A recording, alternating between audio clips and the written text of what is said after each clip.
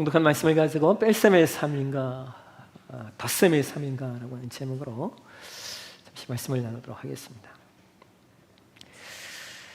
여러분, 우주에 존재하는 별이 몇 개쯤 될 것 같으세요? 이게 이제 과학이 이렇게 발달하면서요 계속 바뀌어요. 제가 최근에 다시 이제 이 내용들을 좀 정리해 보았더니 이런 얘기를 하더라고요. 태양처럼 스스로 빛을 내는 별들이 이렇게 모여가지고 거대한 집합체를 이루는 것, 태양계를 중심으로 이루어진 걸 우리 은하라고 부르는데 영어에는 밀키웨이라고 표현하는데, 근데 여러분, 이 태양계에 속한 우리가 아는 건 뭐 수금지토 뭐 이렇게 아는데, 이 태양계에 속해 있는 은하 안에 이 우리 은하 안에만 해도 별이 4천억 개래요. 상상이 되세요? 4천억 개. 느낌이 안 오시죠? 이게 어떤 의미냐면, 우리가 1초에 별을 하나 센다고 하면은요, 우리 은하의 별을 모두 세는데 얼마의 시간이 걸리세요? 12,700년이 걸린대요. 우리 은하만 해도 12,000 하나씩 세는데 1초에 하나씩 세도 그렇대요. 그래서 상상할 수 없죠. 여러분, 현대의 과학 기술이 관측할 수 있는 은하의 개수를요, 학자들이 2조 개래요. 2조 개. 2조 개. 그래서 한 개의 은하 안에 들어있는 별이 가장 작게는 한 1,000억 개로 본다는 거예요. 그래서 1,000억 곱하기 2조라는 거예요. 1,000억 곱하기 2조 하면, 저거 읽을 수 있으세요? 2라고 하는 숫자 뒤에 23개의 0이 붙는데요. 수학 전문가들은 이렇게 얘기하더라고요. 2 곱하기 10에 23분승계 이렇게 얘기하던데, 셀 수도 없죠. 우리가 존재한 우리 은하만 해도요, 그 지름의 사이즈가 10만 광년이래요. 10만 광년. 여러분, 광년이 뭔지 아세요? 광년? 광녀가 아니고 광년이에요. 광녀. 광년. 빛이 1년 동안 직선으로 달려간 그것을 1광년이라고 해요. 1광년. 여러분, 빛이 1초의 지구를 7바퀴 반을 돈대요. 빛이. 그런데 그 빛의 속수로 1년을 달려간 거, 그걸 그 거리를 1광년이라는 거예요. 근데 우리 은하가 몇 광년이라고요? 10만 광년. 상상이 안 되죠. 상상할 수가 없는 거예요. 우리 은하에, 태양계가 속해져 있는 은하만 해도 10만 광년인데, 우리 은하와 가까운 존재하는 은하 중에 하나가, 대형 은하가 안드로메다 은하래요. 근데 이 안드로메다 은하 같은 경우에는 지름이 22만 광년이래요. 그러니까 알면 알수록 상상할 수 없는 거죠. 근데 여러분, 그럼에도 불구하고요, 이 우주의 주화가 얼마나 참 놀라운지요. 여러분, 예전에 혹시 영화 중에 아마겟돈이라고 하는 제목의 영화를 여러분 기억나십니까? 아마겟돈이라는 영화를 아시면 그래도 연식이 꽤 되신 분들이에요. 그죠? 젊은 사람들은 모르죠. 이 영화가 이런 내용이에요. 텍사스주 크기의 소행성이 2200마일의 속도로 지구를 향하여 돌진하는 거예요. 그래서 이 소행성이 지구와 부닥치면 지구가 폭파되기 때문에 그 소행성의 충돌을 피하기 위해서 소행성으로 우주선을 날려보내고, 그 우주선을 타고 온 사람들이 그 소행성의 굴착기를 가지고 뚫어서 거기에 핵폭탄을 넣어가지고 그걸 폭파시킨다. 이런 영화가 아마겟돈이라고 하는 제목의 영화예요. 이 영화는 픽션 영화이지만 천체 과학자들이 그런 얘기를 해요. 이런 일은 충분히 일어날 수 있다는 거예요. 왜냐하면 지금도 셀 수 없는 행성들이 지구의 근접거리까지 접근해서 운영을 하고 있기 때문이라는 거예요. 근데 그럼에도 불구하고 여러분, 그렇게 우주를 날아다니는 많은 별들, 많은 소행성들이요, 지구에 와서 부닥칠 염려가 절대로 없습니다. 왜 그러냐면 목성 때문에 그래요. 목성. 우리가 태양계를 이야기할 때 수금지화, 또 뭐죠? 토, 천해 이렇게 얘기를 하잖아요. 근데 목성은 지구에서 화성 다음에 이렇게 위치하고 있는 행성인데,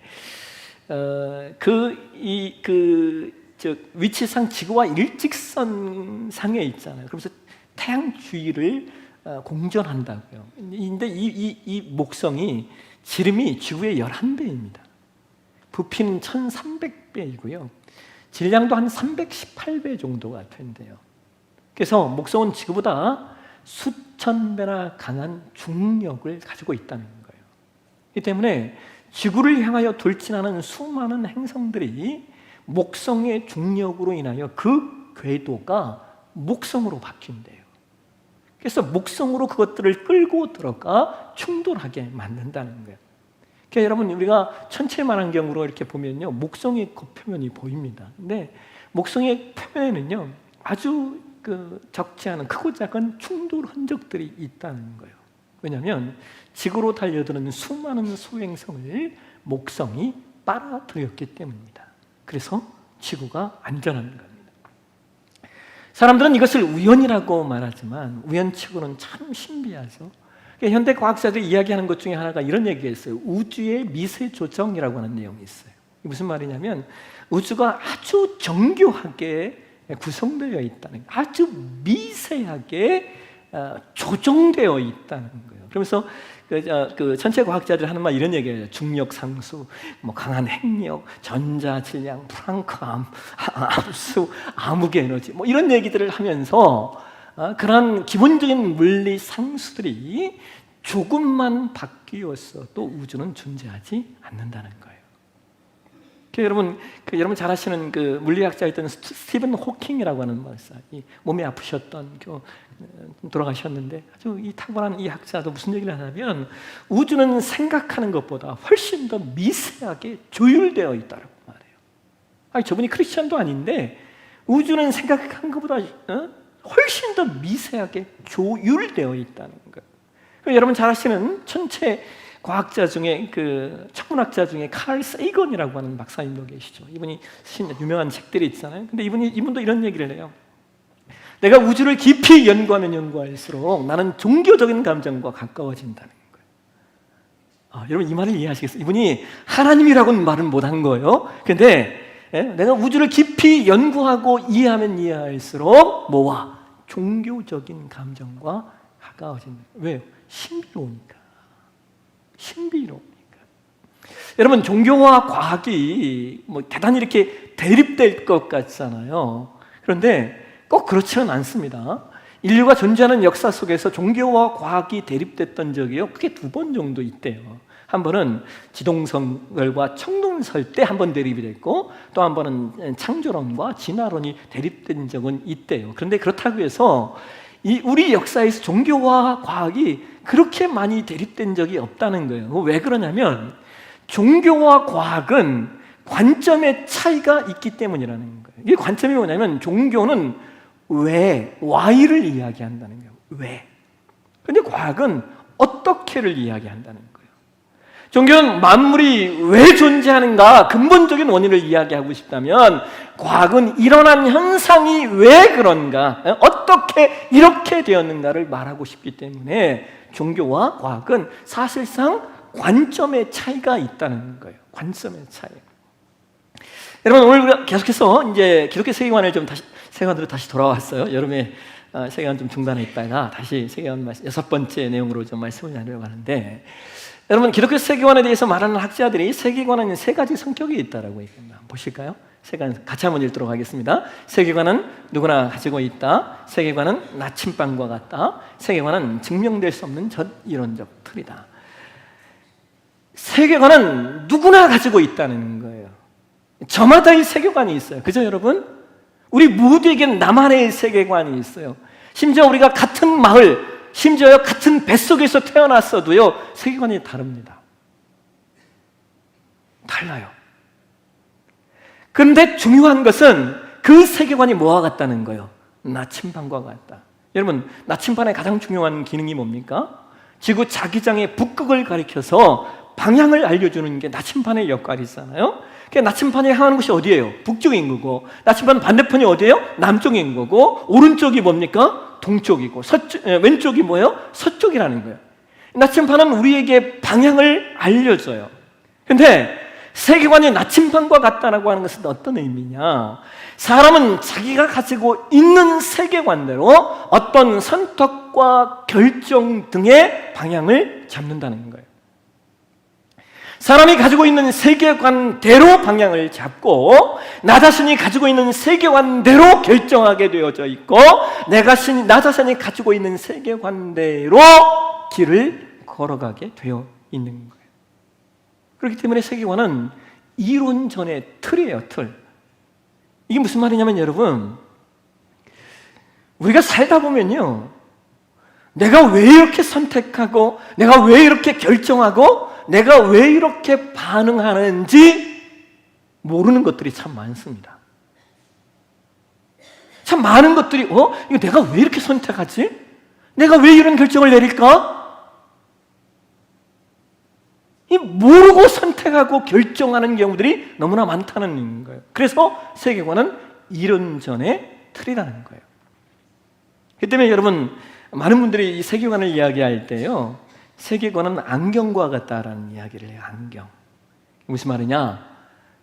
검은색 안경을 쓰고 있으면 세상이 검게 보이고, 빨간색 안경을 쓰고 있으면 세상이 빨갛게 보이고, 파란색 안경을 쓰고 있으면 세상이 파랗게 보인다는 거예요. 여러분, 오늘날 젊은이들이 간혹 혼전 임신을 하잖아요. 근데 젊은 사람들이 혼전 임신한 걸 보고 어떤 어른들은 이런 얘기를 해요. 야, 혼전 임신은 혼수품이야. 뭐 그냥 이미 이루어진 일이니까 뭐 위로하는 차원에서 그렇게 말할 수도 있지만, 여러분, 그 말이 사실은 세계관이에요. 나도 그런 적이 있거든요. 그러니까 사람은 세계관대로 표현하고 세계관대로 말해요. 어떤 상황과 어떤 현실을 어떻게 판단하고 어떻게 보느냐라고 하는 것은 결국 내가 어떤 안경을 쓰고 있느냐에 따라서 그것이 달라지는 겁니다. 그렇기 때문에 우리는 내가 어떤 안경을 쓰고 있는지, 내가 어떤 세계관을 가지고 있는지 우리 스스로가 판단해 보셔야 돼요. 왜냐하면 그 세계관이 결국은 나의 말로 드러나고, 그리고 무엇인가에 대한 나의 선택과 결정으로 드러나기 때문입니다. 그래서 중요한 건 이거예요, 여러분. 여러분, 우리가 교회에 다닌다고 해서요, 심지어 예수 그리스도를 나의 구주로 영접했다고 해서 내가 자동적으로 기독교 세계관을 갖는 것은 아니라는 사실을 우리가 놓치지 않으셔야 돼요.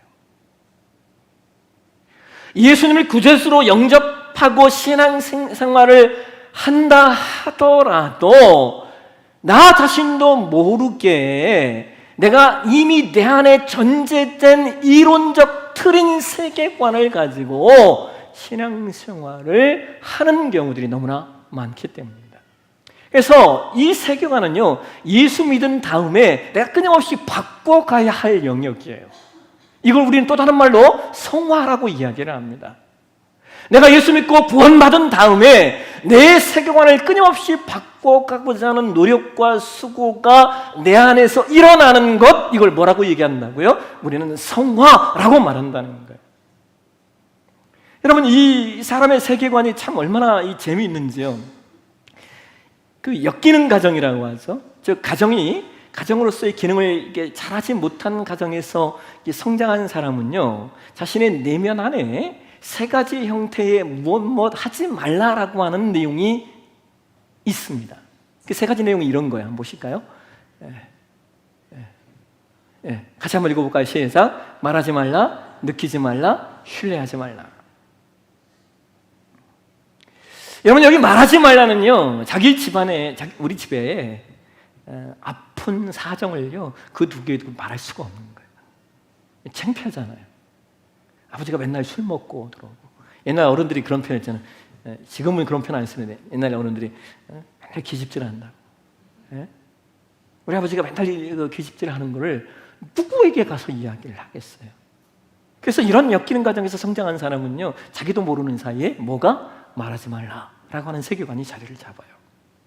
또 또 느끼지 말라라고 하는 이 세계관은요, 여러분, 요즘은 세상이 바뀌어서 남편이 아내에게 맞는 경우도 있지만 옛날에는 그래도 남편이 아내를 때렸잖아요. 근데 아이가 엄마가 아빠에게 맞는 것을 보면요, 아이 마음 안에 뭐가 일어나요? 분노가 일어나잖아요. 예? 근데 아이가 그 마음의 분노를 표출하면 됩니까? 안 됩니까? 안 되죠. 왜요? 표출하면 아버지한테 죽게 맞잖아요. 그러니까 이런 가정의 아이는 어려서부터요, 느끼면 안 돼. 내가 느끼면 분노가 일어나니까, 분노가 일어났다는 죽게 맞으니까 느끼면 안 돼 라는 세계관이 자리를 잡는 거예요. 또 이 신뢰하지 말라라고 하는 이 세계관은 뭐냐면요, 아버지가 어느 날 기분이 너무 좋아요. 술 한잔 하고 들어와서 기분 좋아. 야! 원하는 게 뭐야? 자식들이 원하는 게 뭐야? 내가 다 해줄게. 그 다음날 술 깨면 말짱 꽝이 있어. 그래서 아이는요, 믿으면 안 되는구나, 신뢰하지 말라는 세계관이 자리를 잡고 있는 거예요. 그러니까 여러분, 이런 가정에서 성장한 사람은요, 자기 의사를 잘 표현하지 못합니다. 자기 감정을 잘 드러내지 못해요. 그리고 사람을 잘 신뢰하지 않습니다. 근데 여러분 한번 생각해 보세요. 우리 삶에 이게 너무나 중요하잖아요. 자기 의사를 잘 표현할 수 있는 거, 자기 감정을 솔직하게 드러낼 수 있는 거, 그 다음에 사람을 신뢰하는 거, 대단히 중요한 내용 아닙니까? 근데 더 재밌는 것은요, 이런 환경에서 살았던 분들이 그 강조점에 따라서 교회를 선택하는 것도 달라져요. 말하지 말라라고 하는 이 상처가 컸던 사람은요, 어떤 교회를 찾아갈 것 같으세요? 목사가 설교 잘하는 교회 갑니다. 왜요? 내가 말하지 말라라고 하는 이 상처가 내 안에 작동을 하면서 뭘 느끼고 싶은 거예요? 말하고 싶은 욕망이 있거든요. 근데 자기는 못 하거든요. 그러니까 말 잘하는 교회를 찾아가는 거예요. 한국 같은 경우에는요, 여러분 다 그런 건 아니지만 한국 교회 같은 경우는 그래도 장로교회 목사님들의 설교를 조금 그렇게 합니다. 왜냐하면 이건 신학 때문에 그래요. 신학 때문에 그래서 장로교회 목사님들이 좀 설교를 조금 더 좀 해요. 그러니까 이런 분들은 장로교회에 많이 이렇게 찾아가요. 또 느끼지 말라라고 하는 이 상처가 컸던 사람들은요, 이건 막 느끼고 싶지 않아요. 그러니까 어디 가겠어요? 그렇죠? 막 뜨겁게 기도하고 뜨겁게 찬양하고 막 느끼고 싶다. 그러니까 어느 교회 찾아가겠어요? 그렇죠? 순복음교회 오순절 교단을 찾아가게 되어 있는 거예요. 느끼고 싶으니까, 대리 만족을 하고 싶은 거예요. 그럼 반면에 신뢰하지 말라라고 하는 이 상처가 컸던 사람은 어느 교회 갈 것 같으세요? 이런 분들은요, 신뢰가 갈급하기 때문에요, 가장 안정적이고 변화가 없는 교회를 찾아가요. 어느 교회? 캐톨릭 교회예요. 그러니까 여러분, 이렇게 사람이 교회를 선택하는 것마저도 내가 가지고 있는 세계관, 내가 어떤 안경을 쓰고 있느냐에 따라 확연히 달라진다는 거예요. 근데 여러분, 그런 것뿐만 아니라요, 우리가 같은 신앙생활을 하고 있음에도 불구하고 내가 가지고 있는 세계관대로 내가 신앙을 합니다. 나의 신앙의 깊이와 나의 신앙의 넓이와 나의 신앙의 높이가 달라져요. 오늘 저와 여러분이 공독한 말씀이 요한복음 18장 36절 말씀이에요. 우리 이 말씀을 이번에는 한번 표준 세번역 성경으로 한번 보실까요? 같이 한번 읽도록 하겠습니다. 예수께서 대답하셨다. 내 나라는 이 세상에 속한 것이 아니요 나의 나라가 세상에 속한 것이라면 나의 부하들이 싸워서 나를 유대 사람들의 손에 넘어가지 않게. 그러나 사실로 내 나라는 이 세상에 속한 것이 아니요. 여러분, 이 요한복음 18장은 이제 예수님께서 십자가의 길로 이렇게 가시는 여정이에요. 그래서 빌라도 앞에 끌려가는 겁니다. 그런데 빌라도가 예수님께 이렇게 질문을 해요. 네가 유대인의 왕이냐? 그러면 왜 너희 나라의 사람들이 너를 나에게 넘겼느냐? 이렇게 질문하는 겁니다. 그래서 예수님 뭐라고 말씀하셔요? 내 나라는 이 세상에 속한 것이 아니다 라고 말씀하셔요. 여러분, 이게 무슨 말이냐면요, 예수 그리스도를 믿는 모든 하나님의 백성들은요, 이중국적을 가지고 있다는 거예요. 이중국적. 어떤 나라요? 이 땅의 시민권과 더불어서 하나님 나라의 시민권을 가지고 있다는 겁니다. 이게 성도의 삶이에요.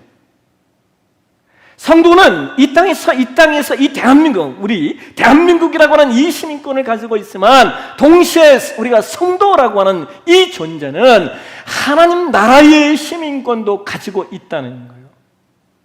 그렇기 때문에 성도는 이 땅의 시민으로서의 법만 살아가는 것이 아니라 하나님 나라의 법, 이 세상이 말하는 삶의 체계와 내용만으로 이 땅을 살 수가 없는 존재들이라는 거예요.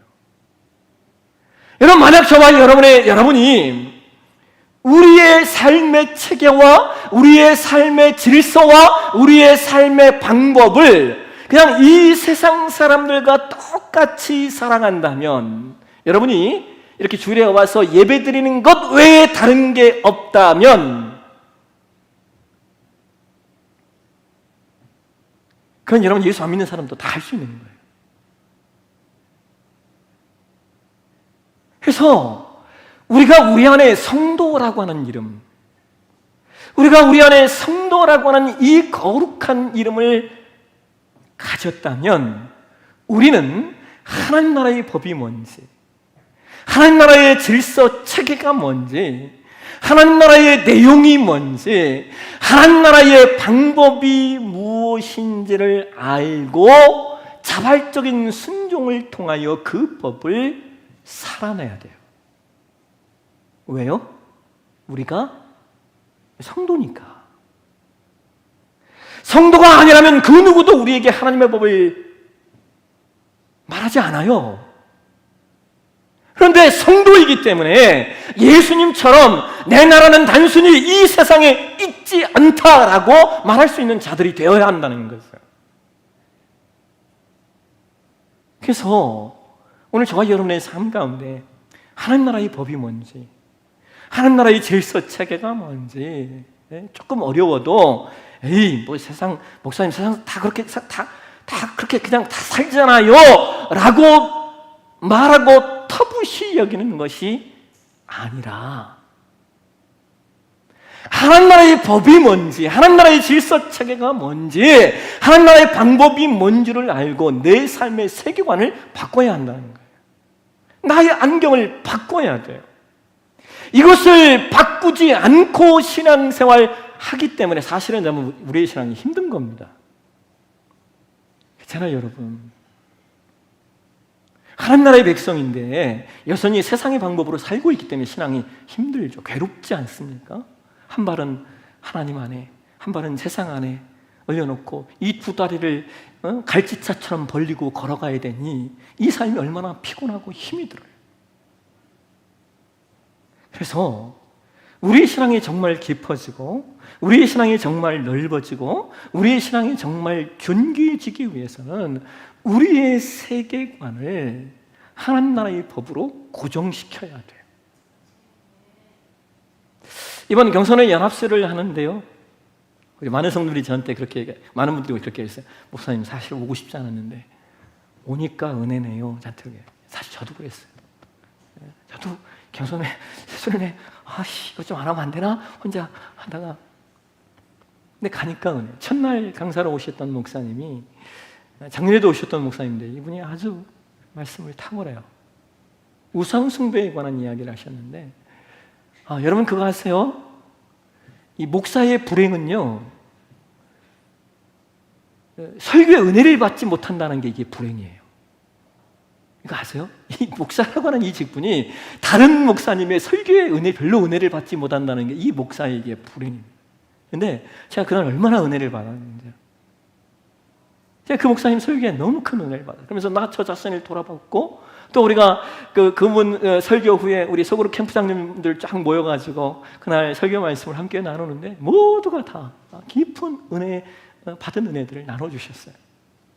근데 제가 그날 그 목사님의 설교를 듣다가 제가 제 휴대폰 노트에 이런 글을 썼어요.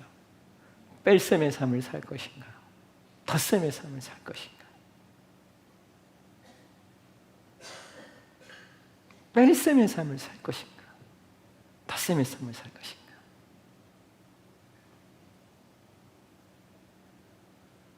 마태복음 6장 보실까요? 성경에 이런 얘기를 해요. 마태복음 6장 33절, 34절 같이 한번 읽겠습니다. 그런즉 너희는 먼저 그의 나라와 그의 의를 구하라. 그리하면 이 모든 것을 너희에게 더하시리라.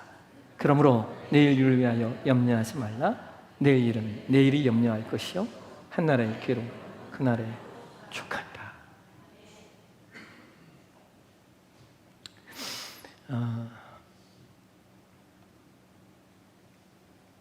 여러분, 제가 이렇게 간혹